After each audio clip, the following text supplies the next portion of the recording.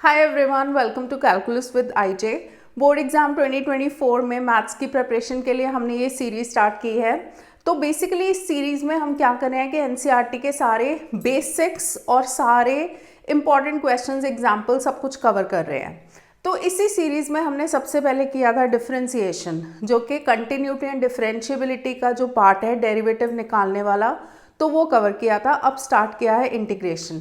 अगर आप लोगों को ऐसे लगता है, जैसे कईयों को लगता है कि मैथ से बहुत डर लग रहा है या फिर ऐसे लग रहा है कि अभी तक कुछ भी प्रिपेयर नहीं किया, तो भी इस सीरीज से स्टार्ट कर सकते हो, क्योंकि इस सीरीज से आपकी एनसीईआरटी अच्छी तरह से प्रिपेयर हो जाएगी।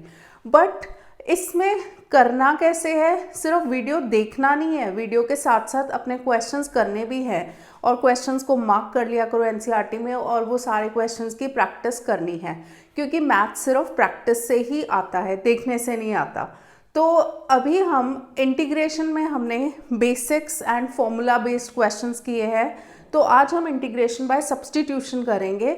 अभी भी बहुत टाइम है, अगर रेगुलर प्रैक्टिस करते रहो। रेगुलर प्रैक्टिस का मतलब ये नहीं कि वीकली प्रैक्टिस करनी है, इसका मतलब ये है कि डेली प्रैक्टिस करनी है। डेली एक एम बना के रखो कि मुझे ये 20 क्वेश्चंस करने ही करने हैं, और उन क्वेश्चंस को करो।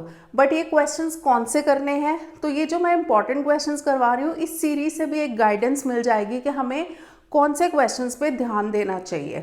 तो ये एनसीईआरटी के इंपॉर्टेंट क्वेश्चंस कवर करने के बाद हम जो एग्जाम्पलर के इंपॉर्टेंट क्वेश्चंस है, पीवाईक्यूज है, केस स्टडीज़ है, असर्शन रीजनिंग है, तो सारा कुछ प्रिपेयर करेंगे। तो ये सीरीज़ अगर बिल्कुल बोर्ड्स में बिल्कुल 100% मार्क्स लेना चाहते हो, तो ये सीरीज़ को फॉलो करते रहो। और अभी तक अगर चैनल को सब्सक्राइब नहीं किया तो please subscribe to the channel, and ये फ्रेंड्स के साथ भी शेयर करो वीडियोज़। तो आज हम करेंगे इंटीग्रेशन में सब्स्टिट्यूशन वाला पार्ट। सब्स्टिट्यूशन जो इंटीग्रेशन में करना होता है, बेसिकली सब्स्टिट्यूशन में कैसे होता है, सब्स्टिट्यूशन में हम कुछ भी गिवन होता है ना क्वेश्चन में, मतलब ये से ऐसे नहीं कि कुछ भी, बट हमें सोच के देखना होता है कि हम किसी एक फंक्शन को टी पुट करें, फिर उसका डेरिवेटिव लेते हैं, और उसका डेरिवेटिव हमारे पास इसी क्वेश्चन में होना चाहिए। तो थोड़ा सा क्वेश्चंस 3-4 करेंगे तो उससे मेथड क्लियर हो जाएगा। जैसे फर्स्ट क्वेश्चन है log x का whole square upon x dx। ये हमें पता है, देखो हमारे पास दो ही चीज़ें हैं, एक तो log x है और एक x है। हमें करना है सब्स्टिट्यूशन। तो x को तो टी पुट नहीं कर सकते, उससे हमारा कुछ काम बनेगा नहीं, log x ही बच गया। log x को अगर हम टी पुट करेंगे तो उसका डेरिवेटिव होता है 1/x, जो कि हमारे पास इस क्वेश्चन में है। तो हमें उसी वे में प्रोसीड करना है। तो इसमें क्या करेंगे, अगर हम log x को टी पुट करेंगे तो बेसिकली हमारा जो इंटीग्रल है ना, वो x की टर्म्स में है, वेरिएबल ऑफ इंटीग्रेशन x है। जब हम उसको t में सब्सटीट्यूट कर देते हैं तो वेरिएबल ऑफ इंटीग्रेशन t हो जाएगा। तो यहाँ पे ऑब्वियसली dx नहीं रहेगा, वो भी dt में चेंज होगा। तो हम अब दोनों साइड को डिफ्रेंशिएट करेंगे विद रिस्पेक्ट टू x। जब log x का डेरिवेटिव लेंगे 1/x आएगा, t का डेरिवेटिव लेंगे तो dt/dx आएगा। इस dx को उस साइड ले जाओ तो 1/x dx की वैल्यू हो गई dt। अब क्या करो, ये वाला स्टेप जो है ना, वो हमेशा स्किप किया करो। तो इसमें डायरेक्टली कैसे करना है, जैसे डायरेक्टली करोगे कि log x को t पुट करो, तो सीधा डेरिवेटिव ले लो 1/x। ये भी लिखने की ज़रूरत नहीं है कि differentiating with respect to x।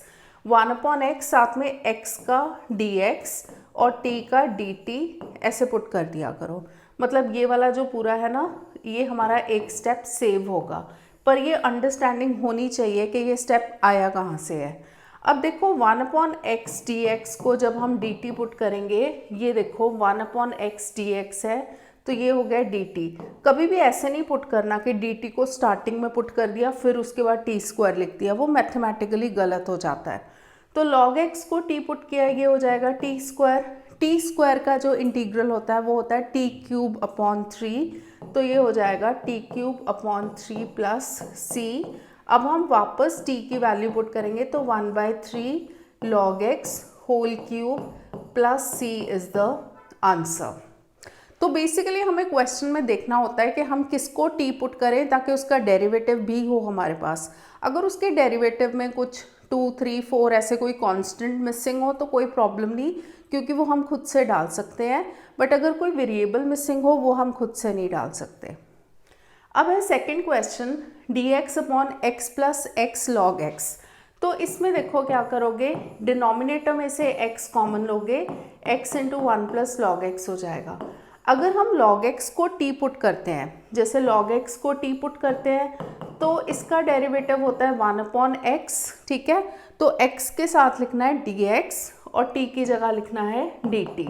1 upon x d x है तो ये तो dt बन गया और ये 1 प्लस टी बन गया। पर एक चीज़ का ध्यान रखो इस क्वेश्चन में कि अगर हम log x को t पुट करते हैं तो भी डेरिवेटिव 1 अपॉन एक्स आएगा, अगर हम 1 प्लस लॉग एक्स को t पुट करते हैं तो भी डेरिवेटिव 1 अपॉन 1 प्लस एक्स आएगा, नॉट 1 प्लस एक्स। अगर हम 1 प्लस लॉग एक्स को t पुट करते हैं तो भी डेरिवेटिव 1 का होता है 0, जैसे 1 प्लस लॉग एक्स को t पुट करें तो 0 प्लस लॉग एक्स का 1 बाय एक्स, तो भी सेम आ रहा है। तो इस अगर ऐसी सिचुएशन हो कि जैसे log x को t पुट किया तो इसका डेरिवेटिव है 1 upon x d x is D T, या फिर 1 प्लस लॉग एक्स को t पुट किया तो भी सेम आ रहा है 1 upon x d x is D T. अगर ऐसी हमारे पास सिचुएशन हो तो हमेशा 1 प्लस लॉग एक्स को t पुट किया करो, नहीं तो आंसर डिफरेंट आ सकता है। तो इसमें हम क्या करेंगे, 1 प्लस लॉग एक्स को t पुट करेंगे, 1 का डेरिवेटिव तो हो जाता है 0, log x का हो जाएगा 1 upon x d x is D T, मतलब dx अपॉन x की जगह हम पुट करेंगे dt और नीचे 1 प्लस लॉग एक्स की जगह t।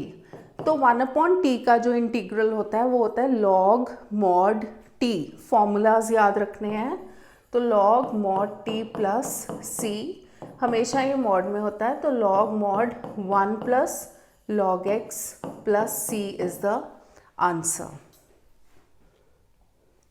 थर्ड क्वेश्चन है root a x plus b d x. देखो अभी जो पिछले क्वेश्चन किए थे तो उसमें हम एक चीज़ को टी पुट कर रहे थे, तो दूसरी चीज़ हमारे पास ऑलरेडी थी क्वेश्चन में।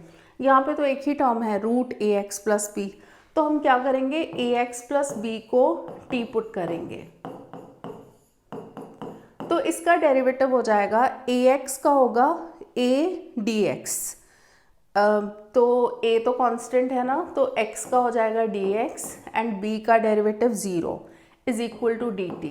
अब देखो ये a तो है नहीं हमारे पास, तो जैसे मैंने बताया था कि अगर कोई कांस्टेंट आ रहा है तो कांस्टेंट का हम कुछ नहीं, हम उसको एडजस्ट कर सकते हैं।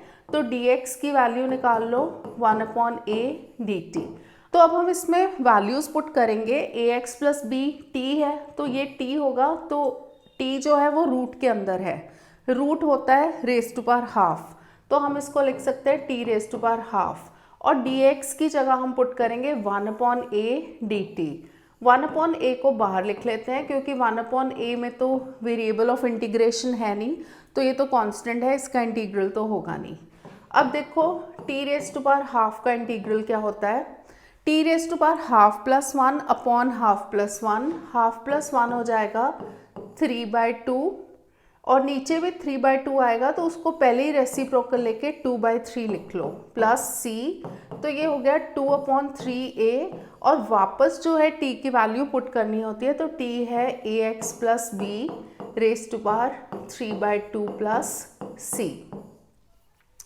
अब हम करते हैं next question, i is equal to x root x plus 2 d x. अब देखो इसमें x भी है और x प्लस 2 भी है, इसमें हम क्या करेंगे, जैसे मैंने बताया था ना कि अगर x को हम t पुट करते हैं तो 1d मतलब dx is equal to dt आ जाएगा, x प्लस 2 को t पुट करते हैं तो भी dx is equal to dt आ जाएगा। तो ऐसा कुछ ऑप्शन हो तो हमेशा x प्लस 2 वाले को करा करो, तो x प्लस 2 को जब t पुट करेंगे dx is equal to dt आ जाएगा।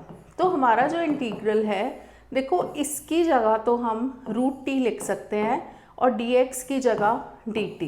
अब हम इस x का क्या करेंगे, ऑब्वियसली हमारा जो क्वेश्चन है सब्सटीट्यूशन का मतलब ही ये होता है कि हम वेरिएबल ऑफ इंटीग्रेशन जो कि x था तो उसको कम्प्लीटली t में चेंज कर रहे हैं। तो ऐसा तो नहीं होना चाहिए कि हमारे पास x की भी टर्म आ रही है और t की भी टर्म आ रही है, तो हम x को यहीं से निकालेंगे, x की वैल्यू हो जाएगी t-2, तो ये हो जाएगा t माइनस टू। अब ये देखो इजीली स्प्लिट हो गया दो इंटीग्रल्स में, एक तो t रूट टी आ गया minus two root t d t. इसको दो इंटीग्रल करके लिख लेते हैं। पहला वाला इंटीग्रल ये t रेज टू पावर 1 है और ये t raise to power half है। सेम बेसिस होती है तो पावर्स ऐड हो जाती हैं, 1 प्लस हाफ हो जाएगा 3/2। तो ये हो जाएगा t raise to power 3/2 d t minus 2 बाहर लिख लो t raise to power half d t. अब x raise to power n वाला फॉर्मूला लगेगा, मतलब t raise to power n, तो इंटीग्रल का फॉर्मूला होता है t raise to power n+1 upon n+1। तो ये हो जाएगा t raise to power 3/2 + 1 upon 3/2 + 1 minus 2 t raise to power half + 1 upon half + 1 plus c। तो हमारा जो इंटीग्रल बन गया 3/2 + 1 होता है 5/2, तो नीचे भी 5/2 आएगा। तो नीचे वाला 5/2 है ना, उसको पहले ही रेसिप्रोकल करके 2/5 लिख लो। 2/5 t raise to power 5/2 minus 2 into t raise to power 3/2 है ना, हाफ + 1, तो नीचे भी 3/2 आएगा। जब उसका रेसिप्रोकल करेंगे तो वो हो जाएगा 2/3 प्लस c। तो ये बन गया 2/5, t की वैल्यू वापस पुट कर दो, x + 2 raise to power 5/2 minus 4/3 x + 2 raise to power 3/2 plus c is the answer. So हमारा नेक्स्ट क्वेश्चन है dx अपॉन, नीचे है x minus root x, x minus root x, तो x को तो t पुट करने से कोई फ़ायदा नहीं, वो वही हो जाएगा t माइनस रूट टी हो जाएगा, तो सेम चीज़ रहेगी।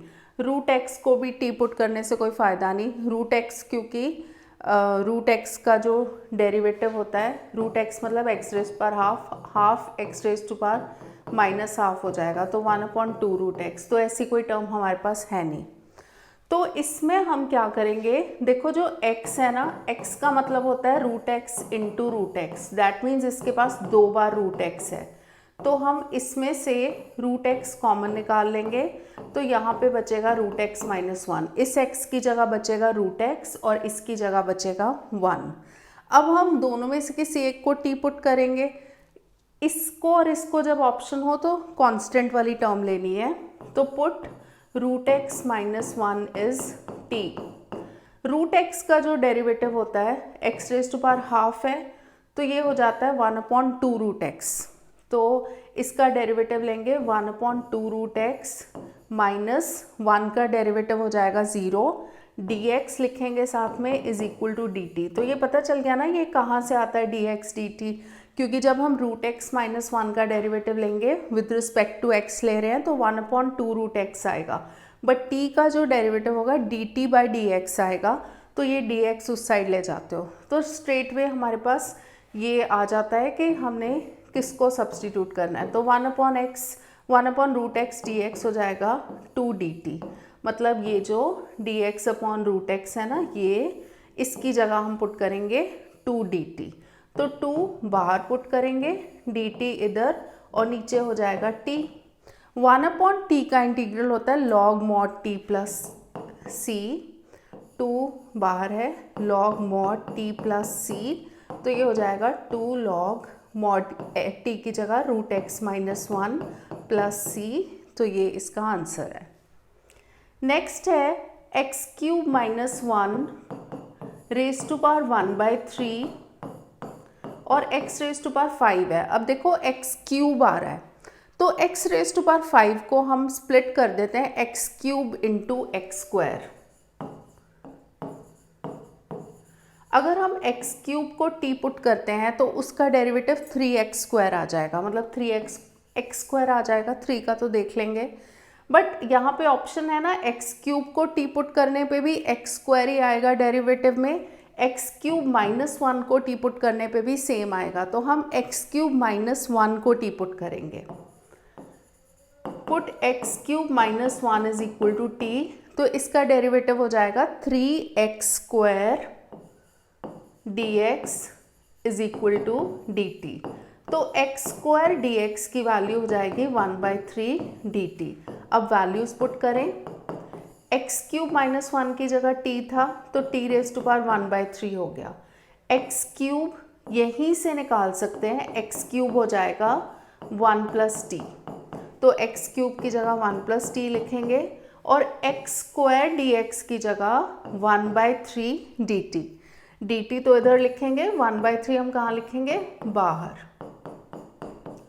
अब देखो, अब इन दोनों टर्म्स को मल्टीप्लाई करोगे तो दो टर्म्स बन गई, t raise to power 1/3 plus जब इसको इससे मल्टीप्लाई करोगे t raise to power 1/3 into t, basis same है तो पावर्स ऐड हो जाएंगी। 1/3 प्लस 1 होता है 4/3, तो t raise to power 4/3 d t. अब हम इसका इंटीग्रल लेंगे, टी रेज टू पावर 1/3 का हो जाएगा t raise to power 1/3 plus 1 which is t raise to power 4/3 और नीचे भी आएगा 4/3 और इसका हो जाएगा t raise to power 4/3 plus 1 जो कि ऐड करोगे 7/3 आएगा, 7/3 अपॉन 7/3 प्लस सी। अब देखो 1/3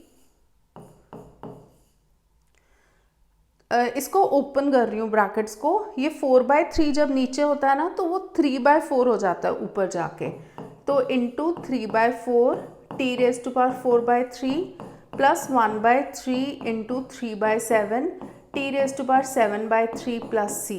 ये 3 and 3 कैंसिल हो गया यहाँ पे भी, तो 1/4 बचा। टी की वैल्यू है x cube minus 1 raise to power 4/3 plus यहाँ पे बचा 1/7 और t की वैल्यू है x cube minus 1 raise to power 7/3 plus c. तो ये इसका आंसर है। ये वाले क्वेश्चंस ना सारे अच्छी तरह से प्रैक्टिस करते रहो, जब 7-8 क्वेश्चन कर लोगे ना तो अपने आप आइडिया होना शुरू हो जाएगा कि हमें किसको टी पुट करना है। तो इतना भी डिफ़िकल्ट नहीं है क्योंकि ऑप्शंस नहीं होते, ऑप्शंस क्वेश्चंस में ही छुपे होते हैं, मतलब क्वेश्चन के अंदर ही पता होता है जो हमारे पास टर्म्स हैं, इसको पुट करें, इसको पुट करें, कई बार थोड़ा थोड़ा छोटा छोटा ट्रिक होता है। अब हम आते हैं नेक्स्ट क्वेश्चन पे। ये दोनों देखो एक जैसे क्वेश्चन है, e2x minus 1 upon e2x plus 1 और ये है e2x minus e raise to power minus 2x e2x plus e raise to power minus 2x। इसमें पहले हम ये करते हैं, 8th वाला करते हैं। इसमें अगर हम डिनोमिनेटर को t पुट करेंगे 2x plus e raise to power minus 2x is t, तो e2x का डेरिवेटिव क्या होगा, डेरिवेटिव तो e2x का ex का डेरिवेटिव ex ही होता है, बट क्योंकि ऊपर 2x है तो 2x का भी डेरिवेटिव होगा, तो ये हो जाएगा e2x इंटू 2x का डेरिवेटिव विच इज़ 2 साथ में आएगा और इसका हो जाएगा e raise to power minus 2x into minus 2x का डेरिवेटिव जो कि होता है -2, तो यहाँ पे -2 आ जाएगा, साथ में लिखेंगे dx is equal to dt। तो ये देखो न्यूमरेटर में से अगर 2 कॉमन ले लो और इस 2 को दूसरी साइड ले जाओ तो ये हो जाएगा हाफ dt, तो हमारे पास न्यूमरेटर स्ट्रेट वे आ गया, राइट। तो e2x minus e raise to power minus 2x dx की जगह हम लिख देंगे हाफ dt, तो ये हो जाएगा हाफ बार लिखेंगे, ऊपर t और नीचे t, तो half log mod t plus c 1 upon T का डेरिवेटिव, इंटीग्रल तो अब याद हो गया होगा, बहुत क्वेश्चंस में यूज़ हुआ है। 1 अपॉन टी का जो इंटीग्रल होगा लॉग मॉड टी होगा। अब देखो जो e होता है, t तो ये है, e की वैल्यू जो होती है वो हमेशा पॉजिटिव होती है, ये तो पॉजिटिव है ही, इसको भी अगर 1 अपॉन e2x लिख देंगे पॉजिटिव होगा। तो अगर हमें श्योर शॉर्ट पता हो कि लॉग के जो आर्ग्यूमेंट है वो पॉजिटिव है, इसको आर्ग्यूमेंट बोलते हैं जो लॉग के साथ होती है टर्म, तो अगर वो पॉजिटिव है तो हमें मॉड लगाने की ज़रूरत नहीं है, तो यहाँ पे डायरेक्टली ऐसे लिख दो। तो ये तो बिल्कुल स्ट्रेट वे सब्स्टिट्यूशन का क्वेश्चन था, डिनोमिनेटर को टी पुट किया, न्यूमरेटर आ गया। अब यहाँ पे ऐसे नहीं होगा, मतलब e2x प्लस 1 को टी पुट करेंगे, तो अगर हम इसको टी पुट करेंगे तो 2e2x dx इज dt, तो ऊपर हमारे पास e2x dx वाली टर्म नहीं है, dx कोई ऐसे नंबर नहीं है कि e2x into D x minus 1, मतलब ऐसे हम पुट नहीं कर सकते, सब्स्टिट्यूशन नहीं कर सकते, e2x माइनस 1 पूरे का पूरा चाहिए, स्प्लिट नहीं कर सकते। या तो इसको दो इंटीग्रल्स में स्प्लिट करो, फिर भी सेकंड वाले इंटीग्रल में प्रॉब्लम हो जाएगी। इस क्वेश्चन को करने का तरीका ये है कि हम इसमें क्या करेंगे, divide numerator and denominator by EX, हर एक टर्म को करेंगे। तो देखो E2X का मतलब होता है EX into EX upon EX हो जाएगा, माइनस ये भी 1/EX। डिनोमिनेटर में भी E2X का मतलब क्या होता है EX इंटू EX, क्योंकि देखो पावर्स ऐड हो जाएंगी ना तो E2X बन जाएगा। तो ये स्टेप लिखने की ज़रूरत नहीं है, मैं समझाने के लिए लिख रही हूँ। प्लस 1/EX dx, यहाँ पे EX कट गया, यहाँ पे भी EX, तो ये बचा EX माइनस e⁻⁻x हो जाएगा upon EX plus e⁻⁻x dx। अब देखो ये फॉर्म बन गई, ठीक है। अगर नीचे वाला t है ना तो उसका ऊपर वाला जो है dt आ जाएगा पूरा, तो ये सीधा लॉग मॉड डिनोमिनेटर वही होगा। तो इसमें हम डिनोमिनेटर में EX प्लस e⁻⁻x को t पुट करेंगे तो इसका डेरिवेटिव होगा EX, e⁻⁻x का हो जाएगा माइनस e⁻⁻x dx dt। तो ये हो जाएगा, यहाँ पे ऊपर वाला जो है dt आ गया अपॉन t, तो which is equal to log mod t plus c। अब देखो EX में मॉड लगाने की ज़रूरत नहीं है, तो ये हो जाएगा log EX plus e⁻⁻x plus c। Next question है, इसमें भी देखो डायरेक्टली डिनोमिनेटर को t पुट करेंगे तो न्यूमरेटर आ जाएगा। इन क्वेश्चंस में MCQ में शॉर्टकट भी लगा सकते हो। इनका आंसर हमेशा जैसे अगर इस फॉर्म में हो ना, ऊपर डेरिवेटिव हो और नीचे fx पुट कर रहे हो तो डायरेक्टली log fx आ जाएगा। तो इसमें हम डिनोमिनेटर में x⁻10 प्लस 10⁻x को t पुट करेंगे। x⁻10 का डेरिवेटिव होता है 10x⁻9 एंड 10x का होगा, देखो ax का होता है ax log a मतलब 10 और बेस e होता है, तो dx dt। तो सीधा हमारे पास न्यूमरेटर आ गया 10x9 plus 10⁻x log 10 to the base e dx। तो इसकी जगह हम लिख देंगे dt और डिनोमिनेटर में हो जाएगा t which is equal to log mod t plus c। तो log 10x⁻9 plus 10x log 10 to the base e plus c is the answer।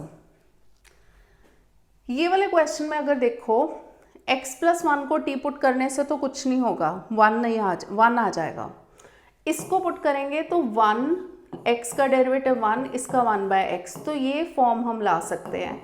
जो x प्लस 1/x है ना, तो ये जो x है ना इसके साथ लिख लो। मल्टीप्लिकेशन है ना तो कहीं पे भी लिख सकते हैं, मतलब 2 बार लिखने की ज़रूरत नहीं है। मल्टीप्लाई हो रहा है तो एक के नीचे लिख दिया।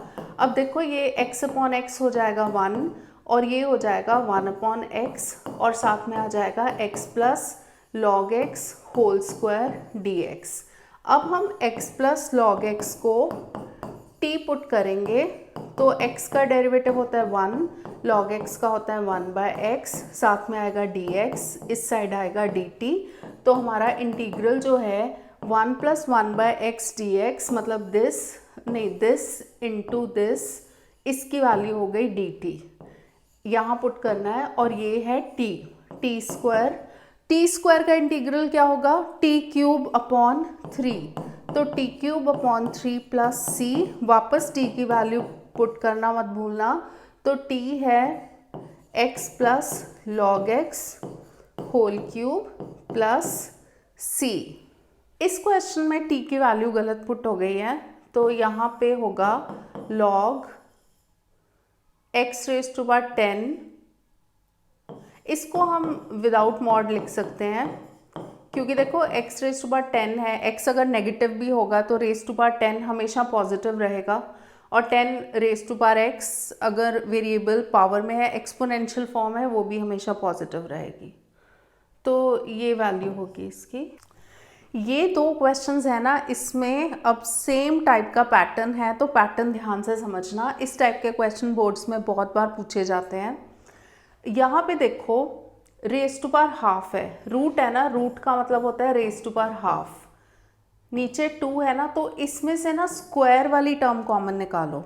2 है तो इसलिए स्क्वायर वाली टर्म, अगर 1/3 होता तो क्यूब वाली टर्म कॉमन निकालते, 1/4 होता तो रेस टू पावर 4 वाली टर्म कॉमन निकालते। जैसे इसमें रेस टू पावर 3/4 है ना, ऊपर वाले को तो छोड़ो, नीचे 4 है तो रेस टू पावर 4 वाली टर्म कॉमन निकालेंगे। अब देखो कॉमन कैसे निकालेंगे, समझ आ गया ना। रेस टू पावर हाफ है तो हाफ में डिनोमिनेटर में 2 है तो स्क्वायर वाली टर्म कॉमन निकालेंगे। रेस टू पावर 1/3 होता है तो डिनोमिनेटर देखते हैं, 3 है ना, तो क्यूब वाली टर्म कॉमन निकालेंगे। अब यहां से स्क्वायर कॉमन निकालो, एक्स स्क्वायर, फर्स्ट टर्म के पास तो एक्स स्क्वायर है नहीं, तो डायरेक्टली इसको रूट से बाहर मत ले लिया करो अगर कंफ्यूजन होती है।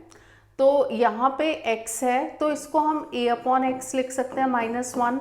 देखो वापस मल्टीप्लाई करके देखो, एक्स स्क्वायर इंटू a/x वापस यही दे रहा है ना, ax माइनस एक्स स्क्वायर, तो हमने कुछ भी गलत नहीं लिखा। अब एक्स स्क्वायर वाली टर्म को बाहर ले लो रूट से बाहर जब ले लेंगे वो x हो जाएगा, और ऑलरेडी एक x है तो x into x x square हो जाएगा, और रूट के अंदर a/x -1। अब जो रूट के अंदर है इसको हम पुट करेंगे t।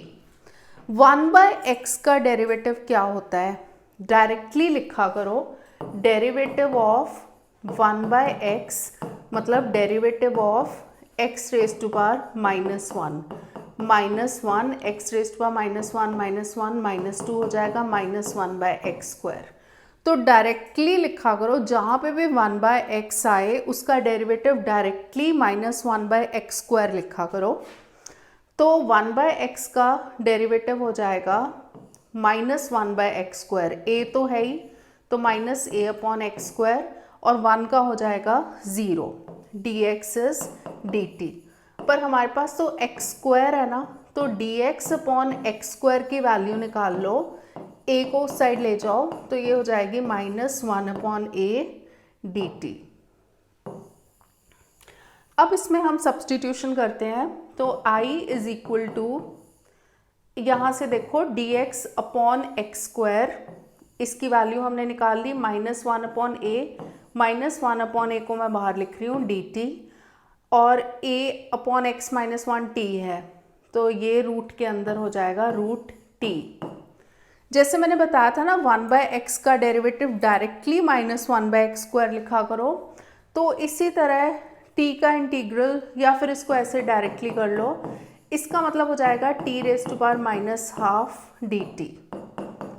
t raise to power -12 का इंटीग्रल होगा -12 + 1 अपॉन -12 + 1 प्लस c, तो -1/a, t raise to power -12 + 1 हो जाएगा हाफ, और नीचे भी हाफ, ये हाफ है जब ऊपर जाएगा तो 2 बन जाएगा, तो -2/a, रूट टी बचा, t रेज़ पर हाफ मतलब रूट टी, वापस t की वैल्यू पुट कर दो, तो t की वैल्यू है a/x -1 + c, थोड़ा सा इस फॉर्म में भी लिख सकते हो, तो ये हो जाएगा -2/a, रूट के अंदर a -x/x plus c is the answer. Very important question.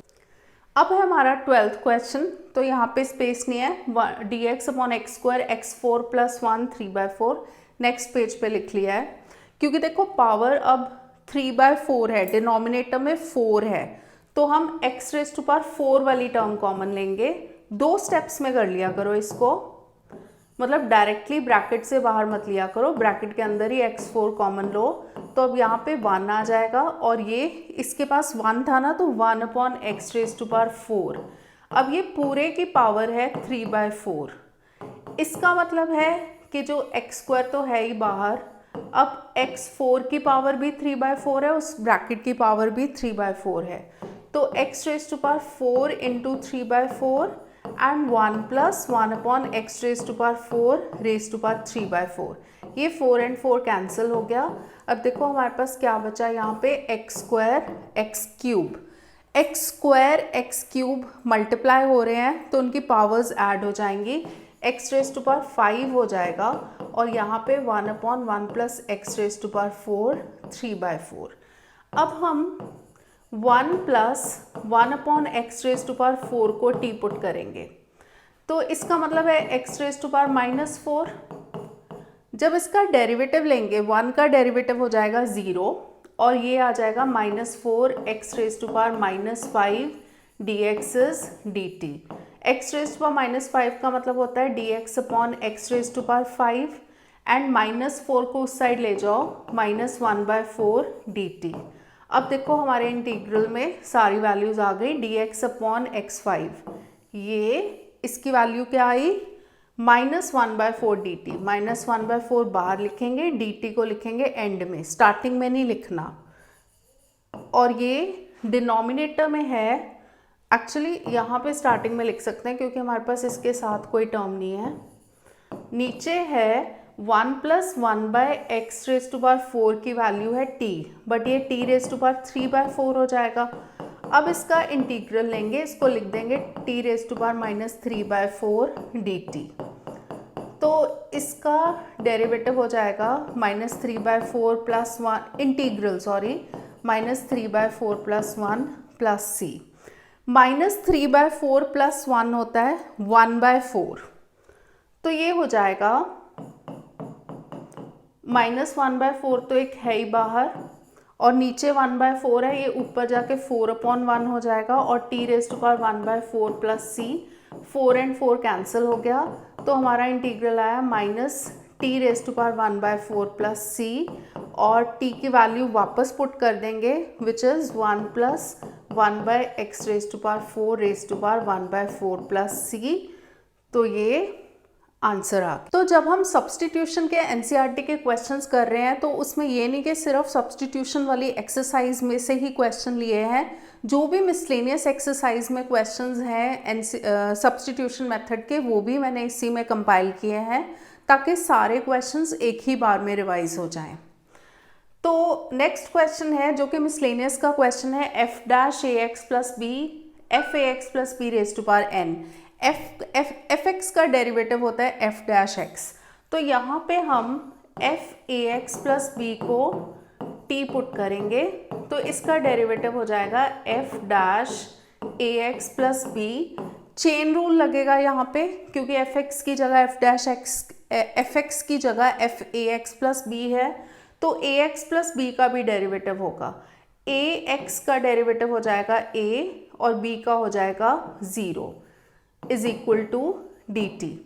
तो f'(ax + b) की वैल्यू आ जाएगी, dx की वैल्यू आ जाएगी 1/a dt।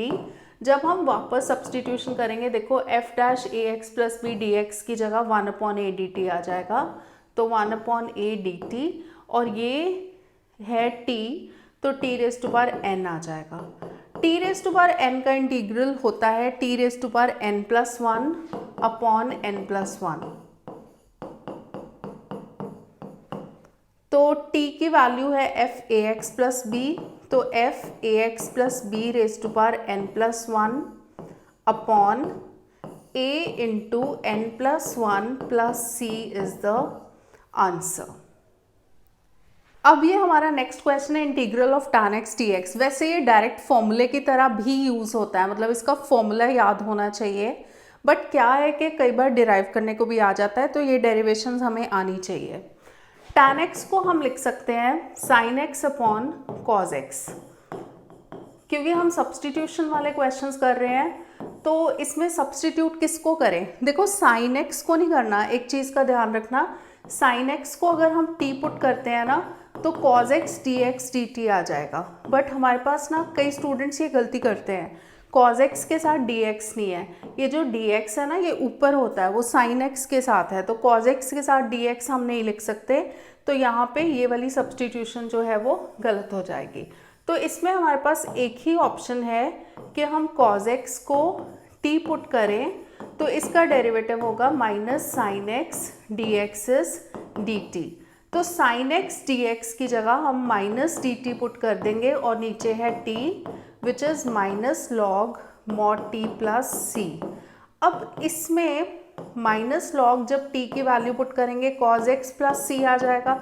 जब भी माइनस हो ना, माइनस को एडजस्ट किया करो। हमारे पास फॉर्मूला होता है ना log m log n is log n raise to power m, तो ये माइनस ऊपर चला जाएगा log mod cos x raise to power -1, तो cos x का रेसिप्रोकल हो जाएगा, मतलब log 1 अपॉन cos x हो जाएगा। 1 अपॉन cos x होता है sec x प्लस सी। तो इसका जो डायरेक्ट फॉर्मूला है इंटीग्रल ऑफ tan x का, वो है log mod sec x plus c. इस चीज़ का ध्यान रखना है, डायरेक्ट फॉर्मूला भी याद होना चाहिए, नहीं तो डेरिवेशन तो आनी चाहिए, तो फटाफट डिराइव कर सकते हो। अब है हमारा next question cot x dx। cot x को हम लिख सकते हैं cos x upon sin x dx। तो ये तो बहुत सिंपल है, sin x को t पुट करेंगे तो cos x dx हो जाएगा dt। तो ये इंटीग्रल हो जाएगा dt अपॉन t। तो इसका फॉर्मूला होगा log mod t प्लस सी। वापस मॉड की जब वैल्यू पुट करेंगे तो t की वैल्यू पुट करेंगे log mod sin x plus c is the answer. तो basically integral of tan x का जो फॉर्मूला हो गया वो log mod sec x plus c। Integral of cot x का फॉर्मूला हो गया log mod sin x plus c। अगर क्वेश्चन में कहीं पे भी इंटीग्रल ऑफ tan x आता है या इंटीग्रल ऑफ cot x आता है, मतलब सिर्फ ये क्वेश्चन आए तो फिर तो डिराइव करके बताना पड़ेगा, बट अगर क्वेश्चन में कहीं पे हमें cot x का इंटीग्रल लेना पड़ता है तो directly log mod sin x plus c, क्योंकि ये फॉर्मूलाज हैं तो इनको डायरेक्टली अप्लाई कर सकते हो। अब हम करेंगे sec x and cosec x के फॉर्मूलाज का डेरिवेशन। sec x का फॉर्मूला की डेरिवेशन में हमें याद रखना है कि इसको डिराइव करने के लिए हम क्या करेंगे, sec x plus tan x से मल्टीप्लाई डिवाइड करेंगे। तो ये फर्स्ट स्टेप याद होना चाहिए। तो न्यूमरेटर को जब हम ओपन करेंगे तो ये हो जाएगा sec square x plus sec x tan x,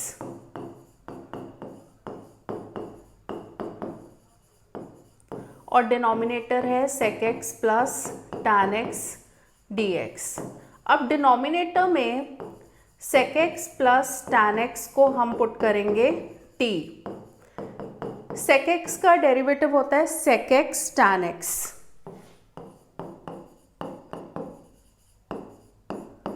tan x का डेरिवेटिव होता है sec square x dx is dt। तो ये हो जाएगा sec square x plus sec x tan x dx की जगह हो जाएगा dt और नीचे है t। तो 1 अपॉन t का इंटीग्रल 1000 बार यूज़ कर चुके हैं, log mod t plus c। Directly लिख देती हूँ mod t की जगह value log mod sec x plus tan x plus c is the answer. तो इसको डिराइव करने के लिए हमने इसको sec x plus tan x से मल्टीप्लाई किया। इसको डिराइव करने के लिए हम इसको cosec x minus cot x से मल्टीप्लाई करेंगे, मतलब डिवाइड भी करेंगे और मल्टीप्लाई भी करेंगे। वापस वही करेंगे कि न्यूमरेटर को ओपन कर लेते हैं। तो ये हो जाएगा cosec square x minus cosec x cot x और नीचे हो जाएगा cosec x minus cot x dx। अब हम क्या करेंगे, बिल्कुल उसी क्वेश्चन की तरह cosec x minus cot x जो डिनोमिनेटर में आ रहा है उसको हम पुट करेंगे t। cosec x का जो इंटीग्रल होता है, सॉरी डेरिवेटिव होता है minus cosec x cot x। तो minus cosec x cot x और cot x का डेरिवेटिव होता है minus cosec square x। Already minus है ना, तो बाहर cosec स्क्वायर x आ जाएगा, प्लस आ जाएगा मतलब। अब देखो ये पूरा न्यूमरेटर आ गया, cosec square x minus cosec x cot x dx, इसकी वैल्यू हो गई dt और नीचे है t। तो इंटीग्रल क्या होता है, log mod t plus c। t की जगह ये पुट करेंगे log mod cosec x minus cot x plus c. तो ये डायरेक्ट फॉर्मूला है। कहीं पे भी क्वेश्चन के अंदर सेक एक्स का इंटीग्रल लेने को आता है तो हम सेक एक्स की जगह उसका integral log mod sec x plus tan x put कर सकते हैं और कोसेक एक्स का integral log mod cosec x minus cot x d x. तो ये जो 4 फॉर्मूलाज हमने किए हैं फॉर्मूलाज की डेरिवेशन, ये डेरिवेशन करने को भी आ सकती है एग्जाम में। अब जो हम सब्सटीट्यूशन के क्वेश्चन कर रहे हैं तो सारे ही ट्रिगो वाले क्वेश्चंस हैं। 2 cos x minus 3 sin x upon 6 cos x plus 4 sin x, बस यही देखना होता है किसको टी पुट करें ताकि dt आ जाए। अब देखो सिर्फ sin x को या सिर्फ cos x को टी पुट करने से काम नहीं चलेगा क्योंकि अब बड़ी टर्म्स हैं, दो टर्म्स हैं। तो इसमें से हम क्या करेंगे, जो न्यूमरेटर है ना उसको एज इट इज़ रखा, क्योंकि अगर हम इसको ध्यान दें ये 2 है ये 3 है, अगर हम 2 कॉमन ले लें डिनोमिनेटर से तो ये 3 cos x plus 2 sin x हो जाएगा। अब हम डिनोमिनेटर को टी पुट करते हैं, put 3 cos x plus 2 sin x is equal to t. जब भी हम एक क्वेश्चन करते हैं तो क्वेश्चन को बस देख के सोचते रहो और क्वेश्चन आ जाएगा, ऐसा पॉसिबल नहीं होता। एटलीस्ट पेपर पे अपने रजिस्टर में पेन के साथ क्वेश्चन को लिखो और क्वेश्चन में थोड़ा बहुत हमें चाहिए क्या वो लिखो, तो अपने आप चीज़ें स्ट्राइक होनी शुरू हो जाती हैं। मतलब थोड़ा बहुत हमें लिख के देखना पड़ेगा। जब हम लिख के देखना शुरू करते हैं तो अपने आप ही सोल्यूशन बनना शुरू हो जाता है मोस्ट ऑफ द टाइम। सिर्फ हवा में सोचने से सोल्यूशंस नहीं आते। तो 3 cos x plus 2 sin x को टी पुट किया, इसका डेरिवेटिव होगा minus 3 sin x plus 2 cos x dx is dt। तो ये पूरा न्यूमरेटर आ गया 2 cos x minus 3 sin x, ये पूरा dx इज dt। तो ये बन गया हाफ dt अपॉन t। अब डायरेक्टली लिख दिया करो log mod t plus c, तो half log mod t, t की जगह वैल्यू भी पुट कर देते हैं, 3 cos x plus 2 sin x plus c is the answer. अब इस क्वेश्चन में dx upon cos square x है और देखो tan भी आ रहा है and cos square x denominator में है, तो that means cos square x का जो रेसिप्रोकल होता है sec स्क्वायर x होता है। tan x को अगर हम टी पुट करेंगे उससे sec स्क्वायर x आ जाएगा, तो ये हो जाएगा sec स्क्वायर x dx जो कि cos स्क्वायर का रेसिप्रोकल है 1 minus tan x whole square. अब हम tan x को अगर टी पुट करेंगे तो उसका डेरिवेटिव sec स्क्वायर x होता है, बट यहाँ पे -1 माइनस tan x है तो उससे भी sec स्क्वायर x ही आएगा, तो 1 माइनस tan x को टी पुट करना है। तो 1 का डेरिवेटिव होता है 0, tan x का sec स्क्वायर x, तो माइनस साइन तो रहेगा ही, minus sec square x dx is dt। अब sec स्क्वायर x dx की जगह आ जाएगा माइनस dt, तो यहाँ पे आ जाएगा माइनस dt और नीचे टी स्क्वायर। अब इसको हम लिख सकते हैं t raise to power minus 2 dt, तो जब इंटीग्रल लेंगे t raise to power minus 2 plus 1 upon minus 2 plus 1 plus c, minus 2 plus 1 is -1 और ये भी -1 है, तो ये -1 और ये -1 कट जाएगा, तो ये बना 1 अपॉन टी प्लस सी। तो हमारा जो आंसर है टी की वैल्यू वापस पुट करेंगे 1 upon 1 minus tan x plus c। Next question में है integral root sine 2x cos 2x dx। Sine का डेरिवेटिव होता है cos, अगर हम cos को टी पुट करते हैं तो उसका डेरिवेटिव माइनस साइन होता है, बट साइन या माइनस साइन हो बट वो रूट के अंदर है तो उसको हम dx t मतलब इसके साथ dx के साथ नहीं ले सकते क्योंकि रूट के अंदर है ना। तो इसमें एक ही ऑप्शन है कि हम साइन 2x को टी पुट करेंगे। साइन 2x का जो डेरिवेटिव होता है, देखो साइन x का तो cos x होता है, तो cos 2x हो जाएगा, साथ में चेन रूल के हिसाब से 2x का भी डेरिवेटिव आएगा विच इज 2, तो 2 cos 2x dx is dt। तो cos 2x dx की जो वैल्यू आ गई वो आ गई half dt। cos 2x dx की जगह क्या आया, हाफ dt, और ये रूट टी, तो हाफ को बाहर लिख देंगे, ये हो जाएगा root t dt। Root t का मतलब है t raise to power half, जब इसका इंटीग्रल लेंगे तो t raise to power half plus 1 upon half plus 1 plus c. तो t raise to power half plus 1 is t raise to power 3/2। 3/2 है, नीचे भी 3/2 है, तो उसका रेसिप्रोकल होगा तो 2/3 हो जाएगा। 2 and 2 कैंसिल हो गया, तो 1/3 टी की वैल्यू वापस पुट करेंगे sin 2x, तो sin 2x raise to power 3/2 plus c is the answer.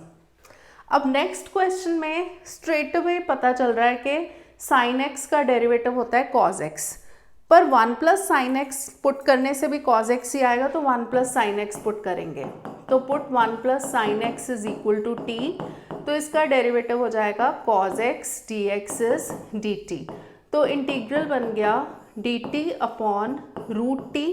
Root t का मतलब है t raise to power minus half, तो t raise to power minus half dt, तो इसका जो इंटीग्रल हो जाएगा वो हो जाएगा t raise to power minus half plus 1 upon minus half plus 1। अब माइनस हाफ प्लस 1 की वैल्यू होती है हाफ, तो ये नीचे हाफ है, ये 2/1 बन जाएगा, और t raise to power half मतलब रूट टी, तो हमारा इंटीग्रल आ गया 2 रूट टी प्लस सी, तो integral is 2 root 1 plus sine x plus c is the answer. तो सब्सटीट्यूशन करना मत भूलना, नहीं तो हाफ मार्क कट जाएगा। मतलब सब्सटीट्यूशन मतलब वापस टी की वैल्यू को सब्सटीट्यूट करना मत भूलना, नहीं तो हाफ मार्क कट जाएगा। अब नेक्स्ट तो काफ़ी इजी क्वेश्चन है बट इम्पॉर्टेंट क्वेश्चंस भी हैं। cot x है, cot x का जो इंटीग्रल होता है, डेरिवेटिव होता है, वो होता है माइनस कोसेक स्क्वायर एक्स, तो वो तो है नहीं हमारे पास, तो log sin x को t पुट करके देखते हैं।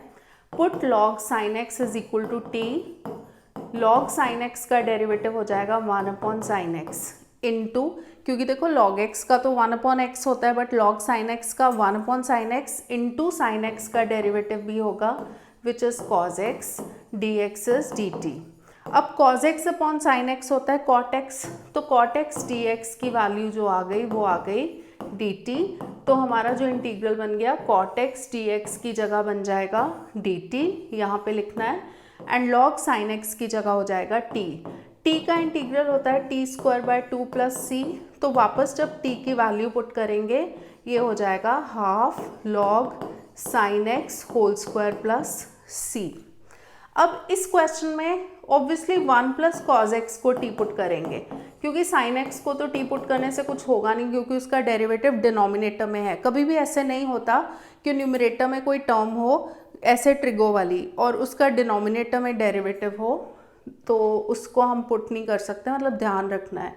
1 प्लस cos x को t पुट करेंगे, 1 का डेरिवेटिव तो 0 हो जाएगा, cos x का हो जाएगा minus sign x d x is D T, तो साइन एक्स डी एक्स की जगह हमारे पास न्यूमरेटर में आएगा माइनस डी टी, क्योंकि माइनस उस साइड चला जाएगा ना, तो माइनस को बाहर लिख लो डी टी अपॉन ये हो गया t², तो इसको हम t raise to power -2 dt लिख सकते हैं। t रेज टू पावर -2 का इंटीग्रल क्या होगा, t raise to power -2 + 1 upon -2 + 1 plus c, -2 + 1 is -1, तो -1 एंड -1 कट गया, ये हो गया 1/t + c, तो हमारा आंसर आया 1/1 plus cos x plus c, ये 1 है,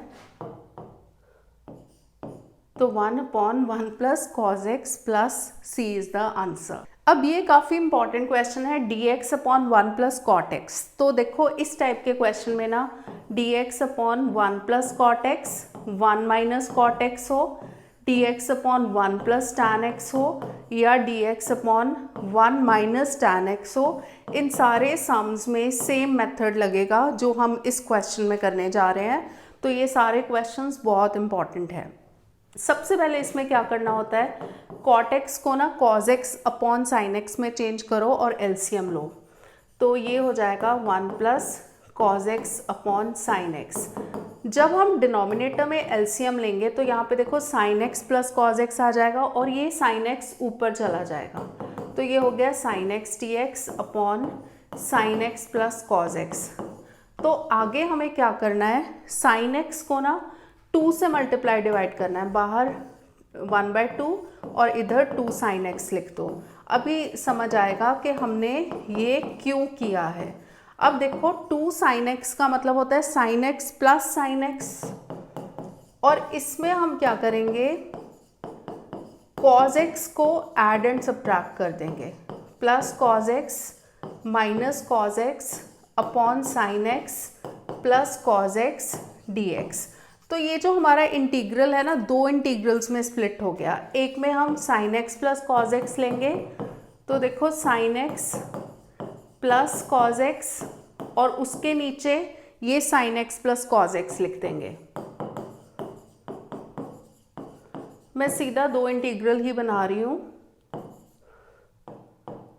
अब हाफ एक और था, मतलब हाफ दोनों के बाहर था, तो हाफ। अब हमारे पास क्या बचा यहाँ पे, sin x minus cos x, sin x minus cos x, और डिनोमिनेटर में हो जाएगा sin x plus cos x dx।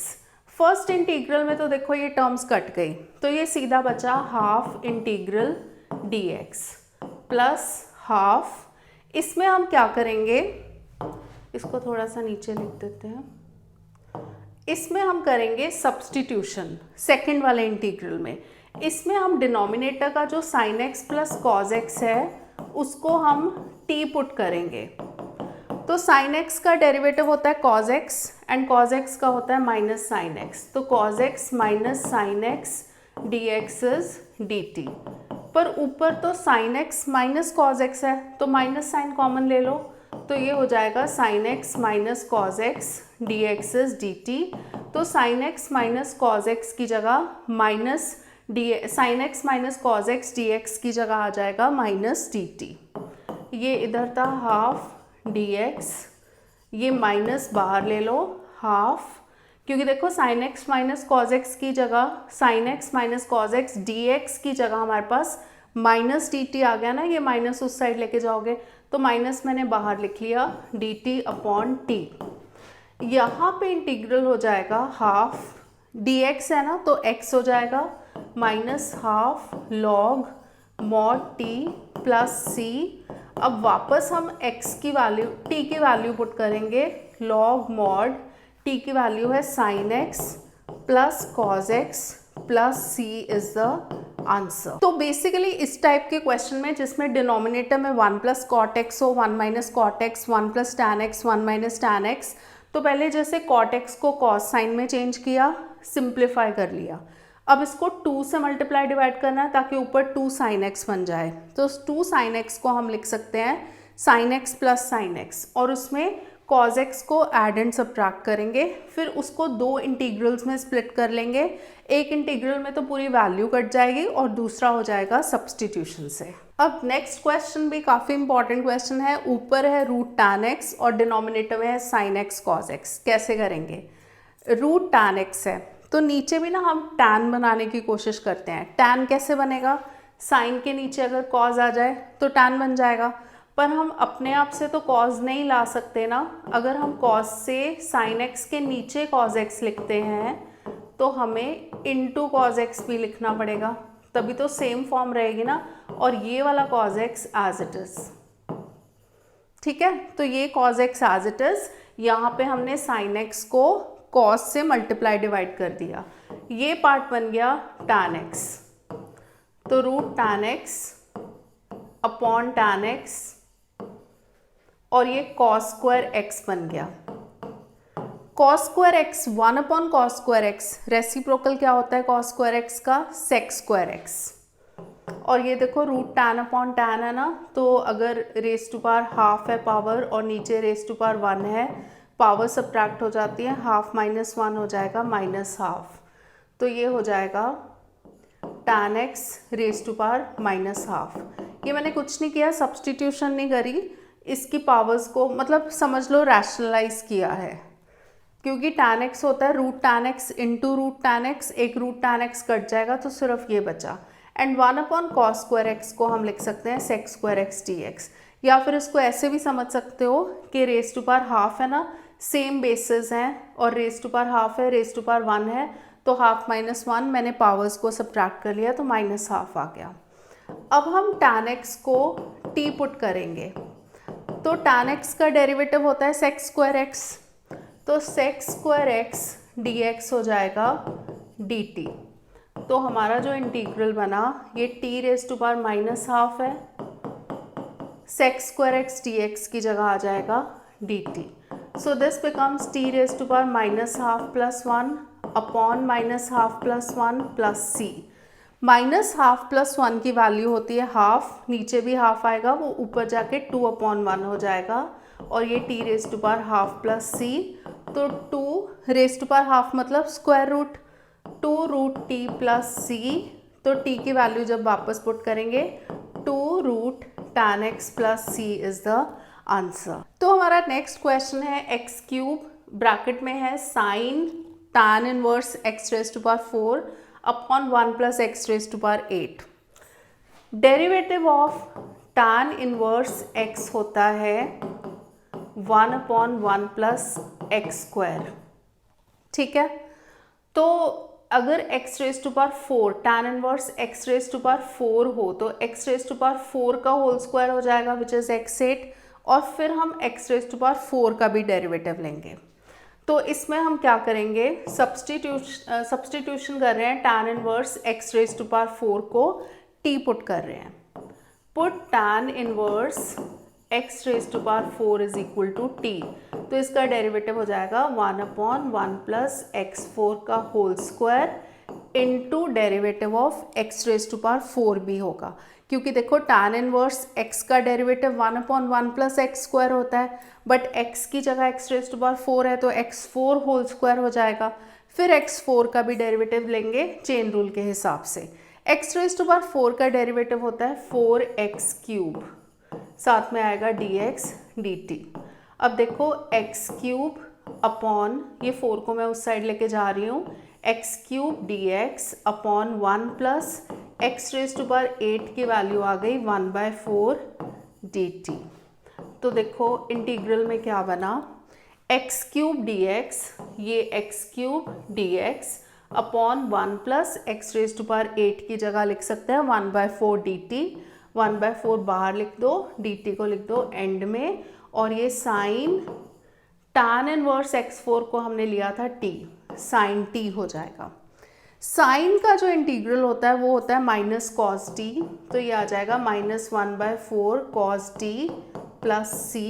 अब वापस हम जब वैल्यू पुट करेंगे t की तो cos tan inverse x raise to power 4 plus c is the answer. ये काफ़ी इंपॉर्टेंट क्वेश्चन है, बट सरप्राइजिंगली, वैसे तो काफ़ी इजी है बट सरप्राइजिंगली बहुत सारे स्टूडेंट्स इसको करेक्टली नहीं सॉल्व कर पाते।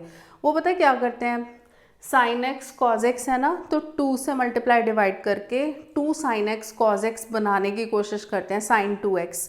जैसे यहाँ पे 4 से मल्टीप्लाई डिवाइड करेंगे तो नीचे 2 साइन एक्स कॉज एक्स का होल स्क्वायर आ जाएगा, साइन 2x का होल स्क्वायर, फिर उसका रेसिप्रोकल लेंगे कोसेक स्क्वायर 2x, फिर उसका इंटीग्रल लेंगे, तो दैट डजंट वर्क, आंसर आ जाएगा, कुछ भी आ जाएगा। बट यहाँ पे जब हमारे पास एक बहुत सिंपल वे है तो कॉम्प्लिकेट क्यों करना चीज़ों को, और हमें जो एनसीईआरटी में क्वेश्चंस दिए होते हैं तो हमें कोशिश करनी होती है कि जो एनसीईआरटी के आंसर्स हैं उन्हीं को फॉलो करें, क्योंकि उसी से बेटर है कि मार्क्स कटने का कोई भी चांस नहीं रहेगा।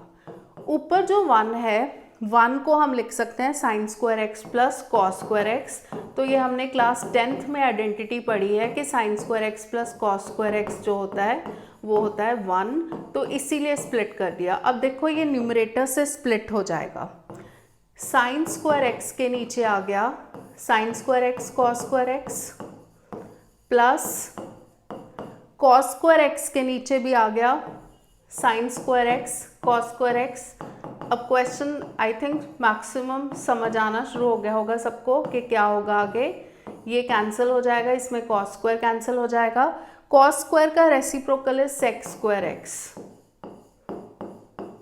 और साइन स्क्वायर का reciprocal is cosec square x.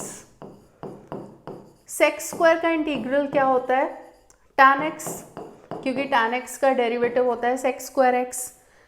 Cot x का डेरिवेटिव होता है माइनस कोसेक स्क्वायर एक्स, तो इसीलिए कोसेक स्क्वायर एक्स का इंटीग्रल होगा माइनस कॉट एक्स, तो tan x minus cot x plus c is the answer. बिल्कुल सिंपल स्ट्रेट फॉरवर्ड मेथड यही यूज़ करना है।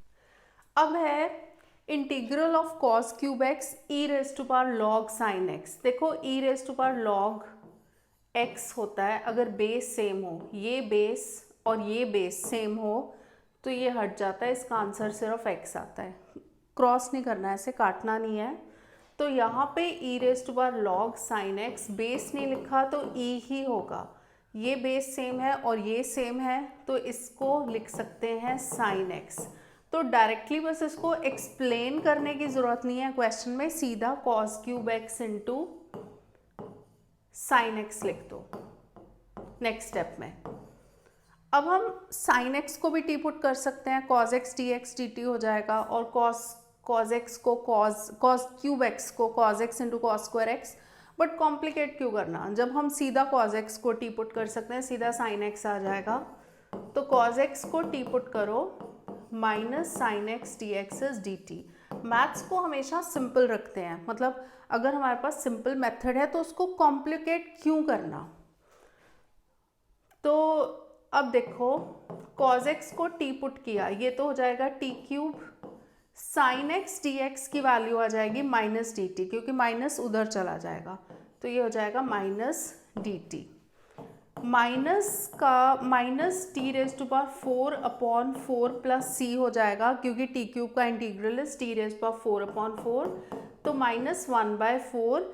टी की वैल्यू जब वापस पुट करेंगे, cos 4x भी लिख सकते हो, cos x whole raise to power 4 भी लिख सकते हो, चाहे cos raise to power 4x मतलब ऐसे भी लिख सकते हो, दोनों सेम बात है। तो ये इसका आंसर आ गया। तो ये हमारे इंटीग्रेशन बाय सब्सटीट्यूशन के एनसीईआरटी के सारे इंपॉर्टेंट क्वेश्चंस कवर हो गए हैं। तो keep on following the videos, क्योंकि इन सारे क्वेश्चंस की प्रैक्टिस करने से ही बोर्ड एग्जाम के लिए बहुत अच्छी तरह से प्रिपरेशन हो जाएगी। And please don't forget to like, share and subscribe to the channel and keep on following the series. Thank you for watching.